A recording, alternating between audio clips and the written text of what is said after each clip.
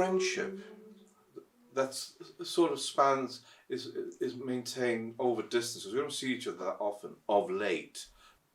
But as soon as I saw this painting, I thought, oh, that would be very good. I would love to have, for me and Tony to stand in front of it and reenact this, well, what is it? Friendship, amity of, I mean, the Italian element, the fact that I admire him and his work. And he's such a nice person. Does that need to be said as well? Of course, he's such a nice person. They're all ingredients. We all. He's not a bad painter either. I said that. I admire him and his work. Yeah, yeah. I do, Tony. That's why I paint you so often. Or have painted you so often. I don't know, what are the other ones?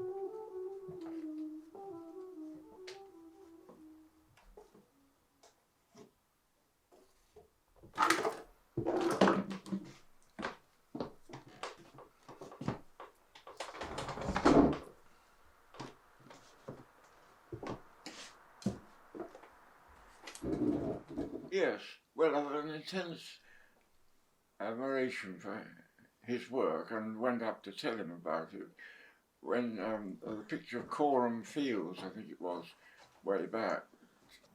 I just loved the work, and I don't know how, I can't remember how we got together, but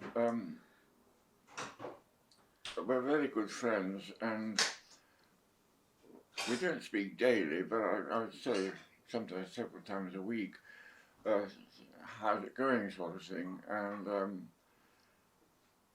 I tend to sort of say who's the flavour of the week.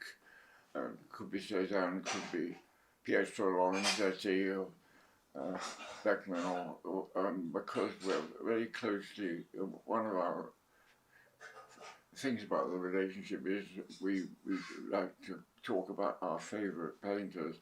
And we've got a lovely family up there, up in the heavens, of rather like angels in a Giotto crucifixion when they're all lamenting. But these are all joyous angels: Titian, Rembrandt, Cezanne, Pietro Lorenzetti, Giotto, Cimabue, Vermeer, Kossoff, you know, they're all up there, which we just, sing to them, kind of thing, when they sing to us.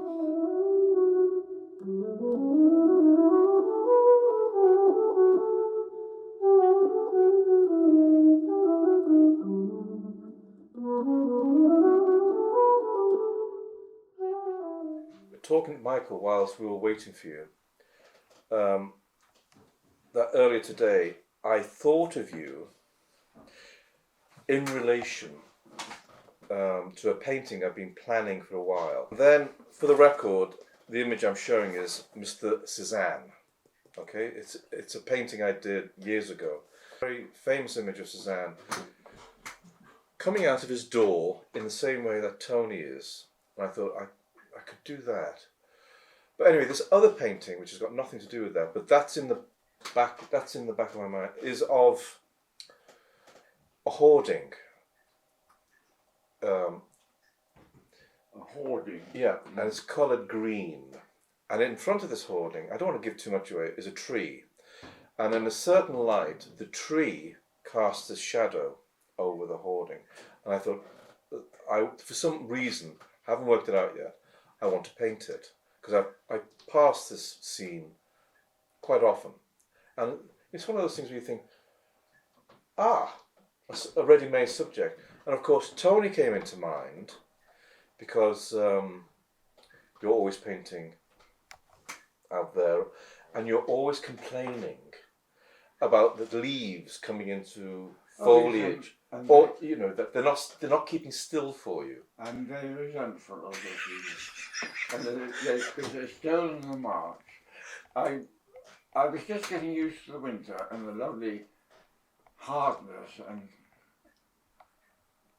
simplicity of it, you know, the bare branches, and then these little cheeky buggers come up, sprouting. How dare they? Well, quite, and it's all too fast for me. I brought something else. Ah. I don't know what you have in mind. Well, I suppose that's what we can think about now. What? Or just side by side. Be quite interesting. Yeah. For what? A portrait. What, you doing it or no? No, but you're taking a photograph. Well, I agree, yes. Oh, yeah. And then, Well, I could. well, it's one version, it's just, Yeah. could be plain and simple, no fuss, just 2 mugshots. Okay. And you want me to do that now?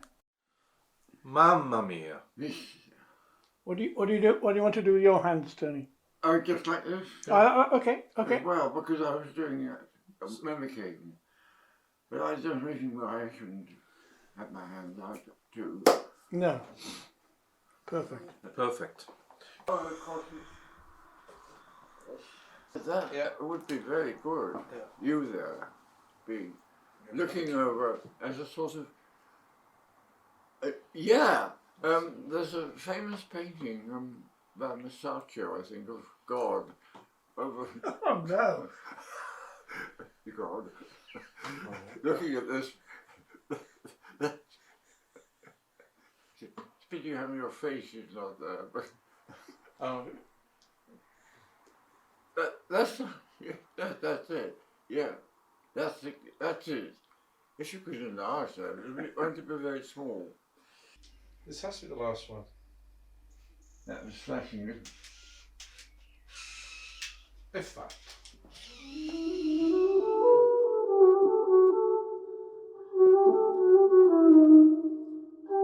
This is where he was sitting, as you know. And I managed to steal. That was that Sunday we were. Yeah, that's right. Managed to steal this image of him. Only because of George. I wanted George, the cat, in it. Because they have a special relationship, those two. So it's someone who is defined as a person, will be defined as a person in his 99th year,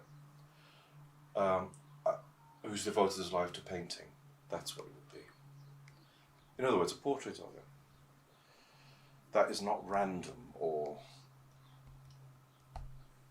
haphazard or, you know, accidental.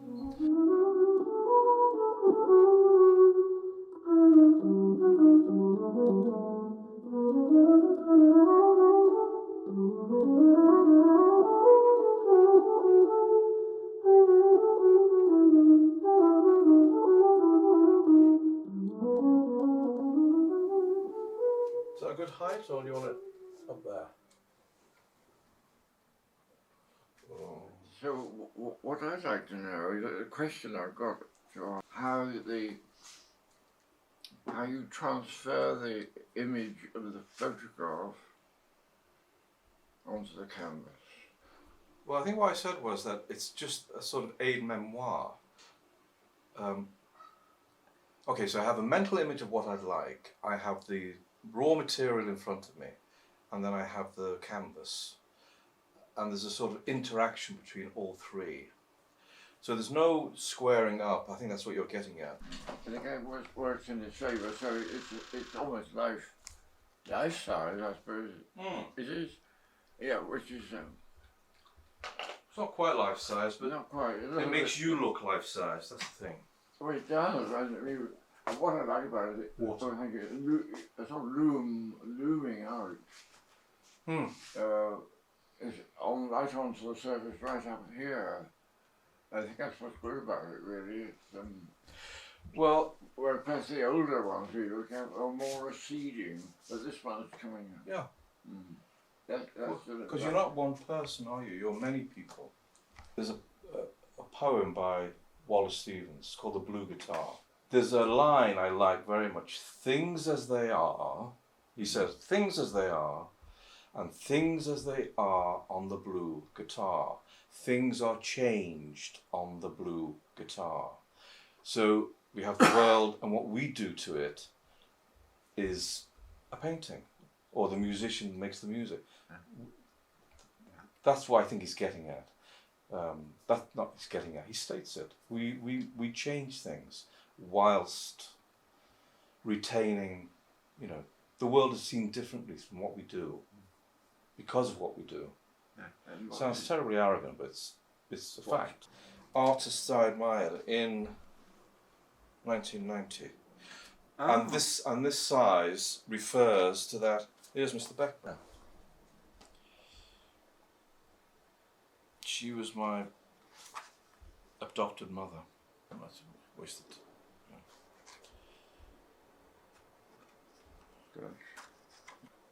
It must give you a good feeling of once getting back to your series of people you admire. Yes. Yeah, good. Yeah. You hit the nail on the head. People I admire. One of the reasons why one makes paintings, which you can't really say in public, nor on camera. Privileged to be. But Picasso said it. What do you paint? I paint the things I love. Yeah. I think it's a. Why not? Of course. What else? What else? Not What only else? why not. Yes, What yes, else? Right, yeah.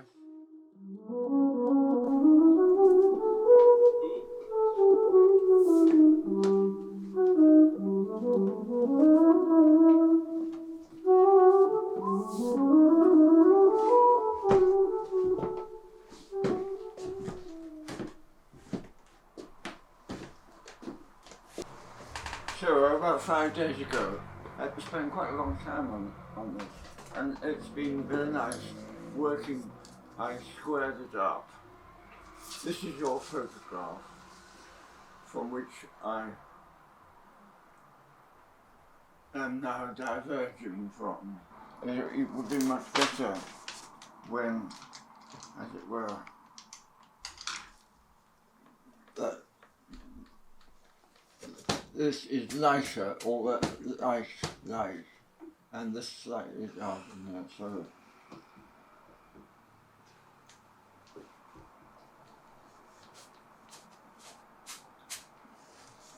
then you get something happening now. Yeah, I see, you see, I think I'm now back to finding out that is important as a strong thing, a little bit of forces, as it were, of shapes, and now it goes more painterly and open-minded.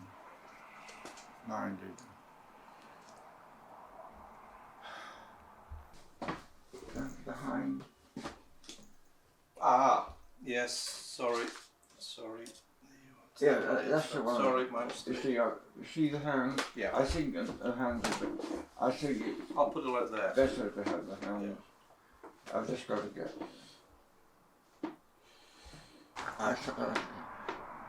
I'm led by what's in nature or who's in command. At the moment, the picture's in command, which is the best possible That's right. thing, rather than kowtowing to exactitude, which doesn't give the truth at all, really. Tony, there's a lovely quote I always like, and it's by Matisse, which exactitude is not the truth. I've always liked that one. Yeah. To which I've added, but the truth is exacting. So in between those two, there's room to make a picture.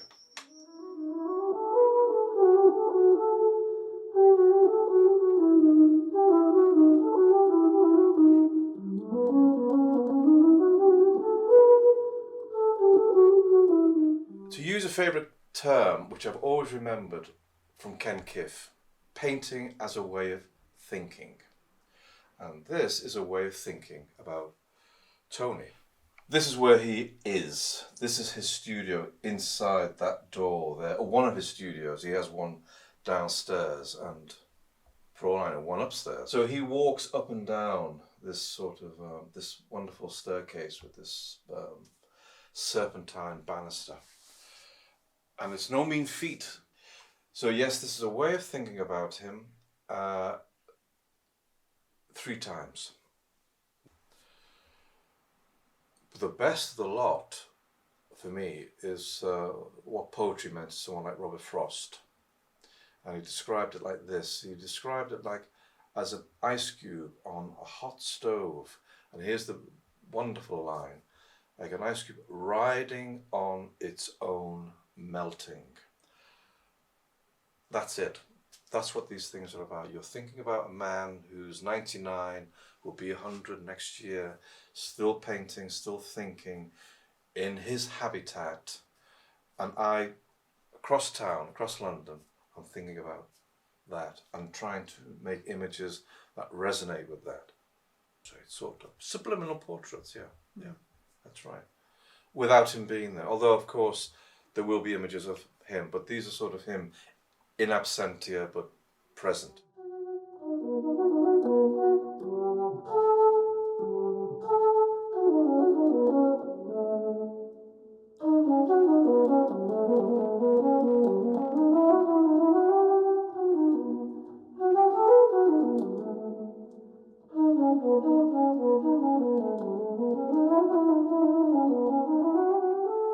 Well, here are the obvious things. You can see my affection for him.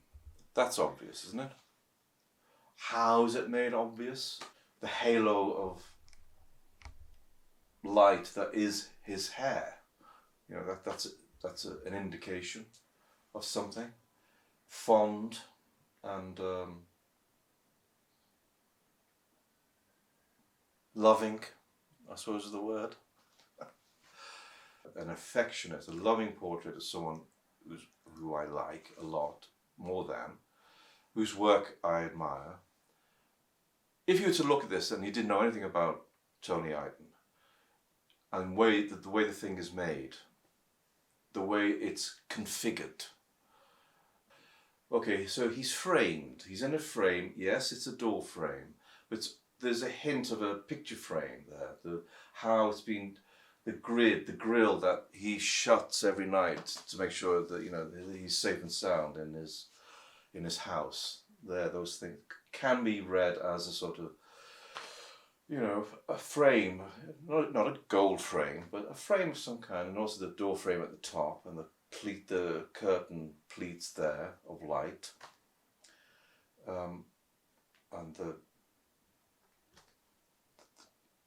so he stepped out of the frame, and he will step into the frame, into his beloved garden, like a sort of Edenic image. And so what's he stepping out of into? Those are the kind of, not questions, they're what amused me, they're what I engaged with while I was making the painting.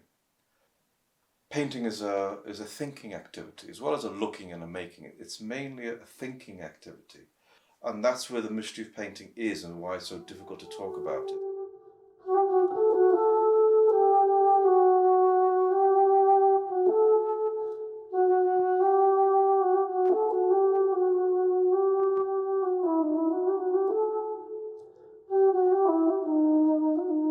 I'm very keen on this place now. As the unconscious also said, well, you've got Brixton. Yeah, I have got Brixton, but that means they're going out to Brixton. But I'd much rather have it very close at hand, which I've got in the studio. Can paint the staircase and so on. and the garden. It makes sense. It's an entire life, isn't it? It's an entire subject. But you started working on the tree. Yes, I did. The tree we're talking about, the oak tree, which is marvellously contorted interlacing of branches, has been pruned. So now it's much more compact than it was last year. Is that why you decided to paint it? I had it pruned at the top. Is this the first time you've painted it? Oh no! I painted it last summer. Right. Summer and fall, and it's the first time I really painted it seriously for its own sake. Yes. Yeah, I've never done the whole thing from this particular platform, which Henry Gundry White made so cleverly for me.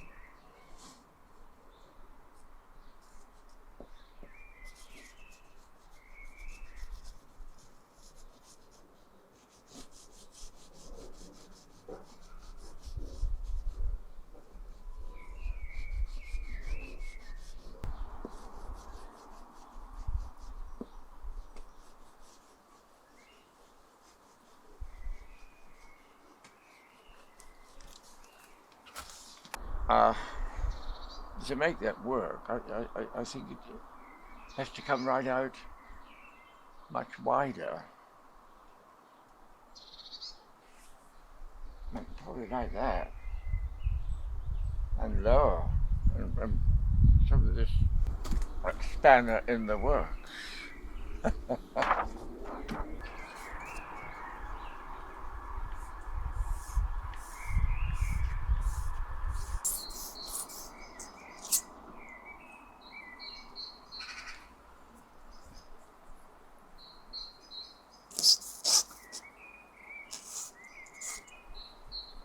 I do find the colour very, sometimes, like, imagine that red, and then one can see the whole, all round it much more clearly. The green, is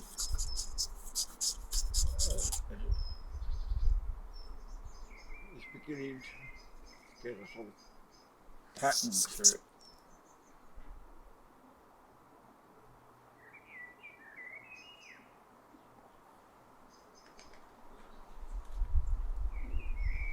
There's a great sort of swoop of green going down there.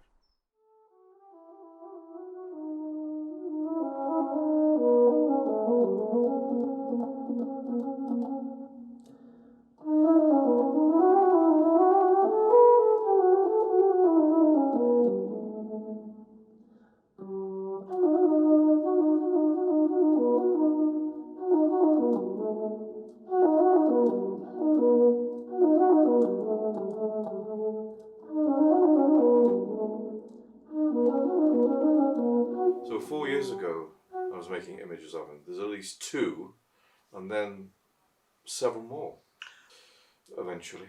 But I just wanted the head. I wanted that sort of startled, wrong word, constantly being, not surprised, engaged with the world. It was constant, not like a child either, because that gives you the wrong emphasis, but the wonder of it all, being startled by things, Look, there's a generation between us, that's fine, that doesn't matter. But perhaps how he was trained as a painter does. There's this, because he's went to Camberwell, so it's the whole William Coldstream. I don't know why William Coldstream's name proves so elusive to me. So, but the idea of and again, I love these images of Tony whether he's in Australia or with the Taters now, the whatever it's called, Cornwall. the power station thing, yeah. Oh, right. And he's got he was artist in residence Yeah. there, and he's got his hard hat on, and he's it's this he uses a paintbrush most of the time, and again it's fixing things, but with him it's with a fluid in a fluid way, fixed but moving. It's quite a tricky thing to do, but he does it. Because he's been to Australia, he's been to India, he's done the Tate thing. He went to Cornwall. I mean, he has been around this chap. I guess it's with the advance of age and years that he's so to say per forza. He's the mobility issues and getting around it's more difficult. So of course he's going to concentrate on how the trees coming into leaf rather, and then losing their foliage. It's a sort of grievance to him because he's painting the damn things, and he needs more time to do it.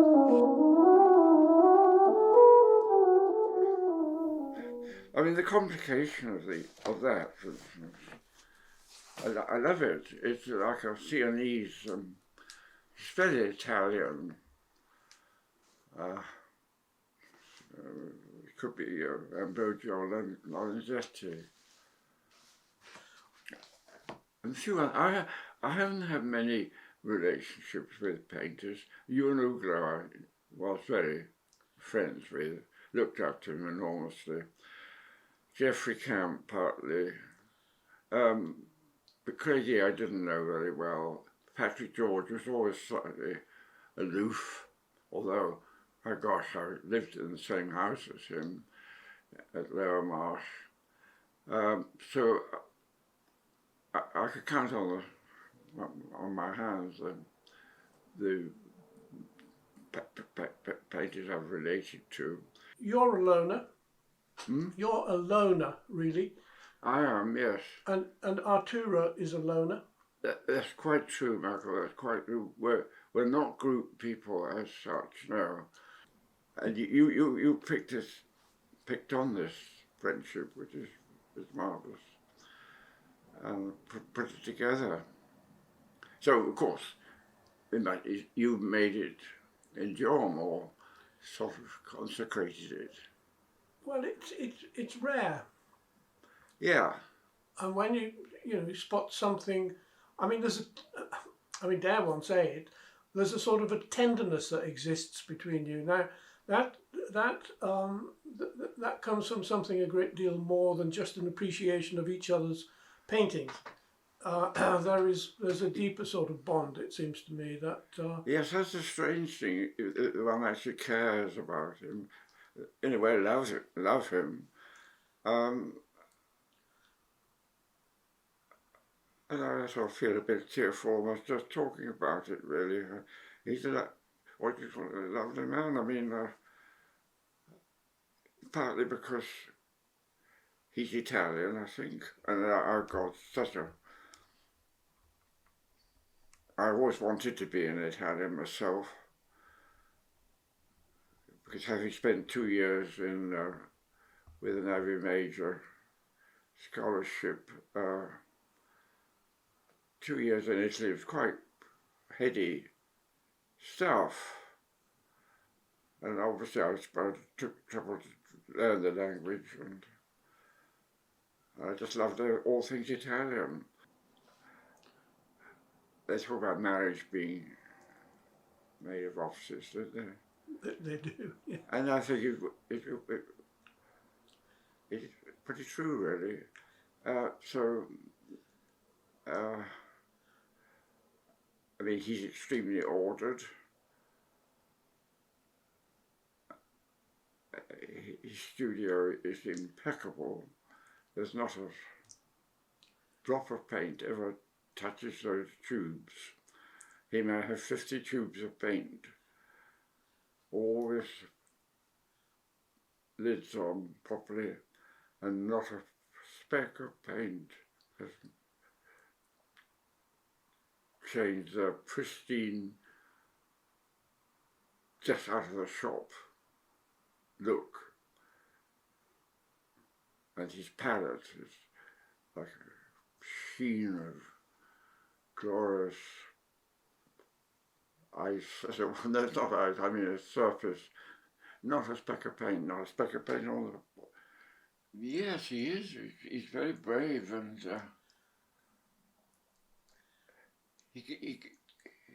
I don't think he really cares very much about people's opinion in regard to whether he's contemporary or not. He is alone. I mean, he's a very independent person, strong, but a very good friend. I do admire him intensely for his dedication, belief, self-belief, and he's pretty sure of himself, I think. He has sort of inner security. He doesn't dither. Well, the title is Shroud, Rue de Rivoli, Paris. And it's of a shroud in the Rue de Rivoli in Paris. This is what actually is the Rue de Rivoli, and they've just covered it. What's behind, no doubt, is some sort of scaffold so that we can, all this cloth with this, what I imagine is a digitally made image of what's there. Yeah. I think. Yeah. And it runs everything here is an illusion, of course, in the street, if you were there in Paris. The only thing that's concrete, the only thing that's real, is the concrete of the floor, the road, that. That's the only thing that will remain once they've done whatever they're doing behind there. The Rue de Rivoli, of course, is the Rue de Rivoli in Paris, but there's also a place near Turin called Rivoli. Now, Turin, as we all know, the Duomo in Turin houses the actual shroud, the Sindone, as it's called in Italian. So again, these things from one's past, from one's origins as a painter, and I think I can date my beginnings as a painter, my real beginnings as a painter, in the sense that from my time in Turin, 1985, 86, when I won a Italian government scholarship, and I spent over a year there and painted away and found myself, as you do, as a painter. Te lo dico adesso, io, Arturo di Stefano, can't even pronounce my own name because it's so cold. My first language is painting, that's it. Second language is English. Third language is a sort of Italian. There. Yeah, well, yeah. Nice. I thought I'd get that in. I thought I'd forget that. I've written it down somewhere.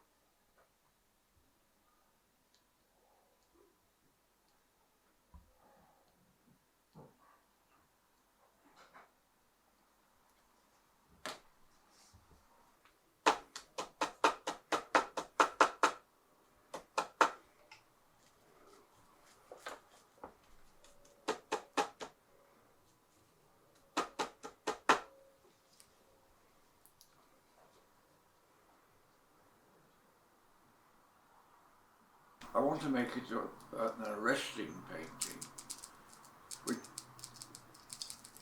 is more like a banner than an easel painting.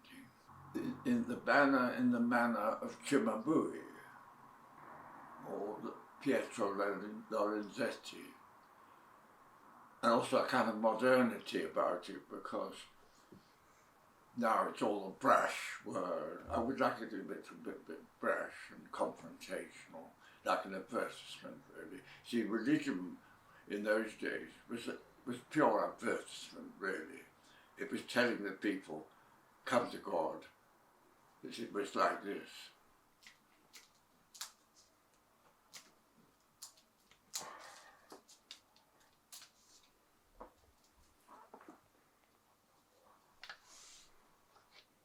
See, India is very much related to photographs. And the one you like is an amalgamation of one photograph in black and white and putting it into colour, and it's been on for 5 years or so, or longer probably. My daughter is absolutely fed up. So, why can't you finish it, old chestnut, kind of thing. But, I'll show it to you in a minute. So I'm touched that you like the Indian ones. Because Arturo uses a lot of photographs. He does. So we both use photographs and really indulge in them. Very good source. But having used a photograph, then you see sort of mess something, something appeals to you in actual fact. You want to paint that. There's another photograph of me and him, looking jocular, and we just like each other. There's just I don't know why it is, despite the age difference, despite the difference in what we do, how we paint. In many ways, those differences are minimal, really. What do you want an image to be? What do you want to paint? Compelling, memorable, and his things are, and he's just an example to us all. I mean, the great Eyton. Mm. Ralph Richardson called Michael Gambon the great Gambon. I call Tony Eyton the great Eyton. There you are. As Arturo says, piano, piano, va lontano. So slowly, slowly, go a long way. Yeah? That's the words of the master, Arturo.